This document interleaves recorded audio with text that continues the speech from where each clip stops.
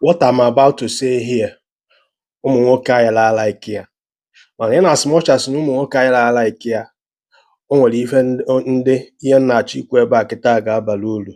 Nwekwe ndị ọ ga-esave, nwekwe ndị ọ ga-etinye n'ọgba aghara. Ị na-aghọta ife a na-agwa gị? Because a lot of ụmụ nwoke anyị nke ikpeazụ a, so many of them da alụrụ ana. Ama m ịghọta ife a na-ekwu. Na-ege ntị, ọ bụ na ị nwere nwanne, ọ bụ na ị bụ nne bụrụ nna, and na ị nwere nwa nwaanyị, ma ọ bụ na ị nwere nwanne nwaanyị dị 14 years, 15, 16 or 17 years.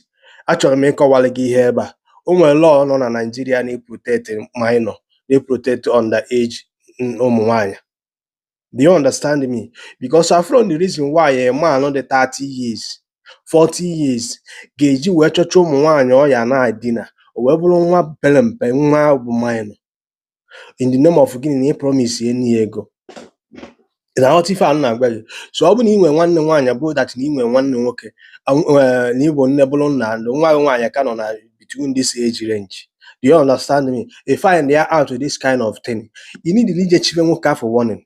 You need to gị na ya na-abịa ije kọwa akụkọ ogologo akụkọ. If unu ga-eme bụ dice, set any up ka unu wee nwee ike ijide evidence. Do you understand what I'm saying? Because ọ bụ na ijide evidence o nwere ike were mba ma ọ bụ ife nwa kọchisi enu n'ala. Do you understand what I'm saying? The nation need set it up because if care is not taken, that ọnụnụ ụgwọ afa na-akpọ anụba ya n'ime nga. Ị na-aghọta ife a na-agwa gị?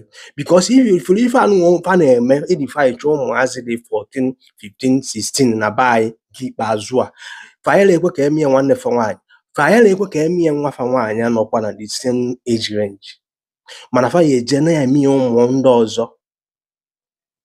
Ama m ịghọta ife a na-agwa gị na ife a. Dị sure that unu organize unu ọfụma, plan ọrụ ya si dị ọ bụ wee jide red handed.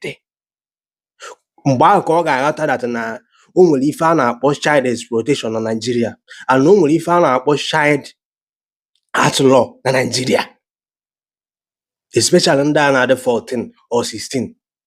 Atitisa ekpegodi ikpe with child exploitation. Ọsọ na-enye bụ nwa gị nwaanyị ahụ ihe agree ka o mee datin. Ihe ahụ dị mechaa pụta ife, nwoke afọ nọ in trouble. Ọ bụ na ị mara ya today. If ụmụ nwaanyị unu need itinye anya ebe fano, protect your children, especially ụmụ nwaanyị. A lot of ụmụ nwoke be anyị dị alụrụ ana, nna agwa gị the truth, things are happening. You got ife a na-agwa gị, ife a na-agwa gị ka ị dị awe. Indeed reject ka gị na onye abịa kọba ogologo akụkọ. No, the sure that unu ji evidence here.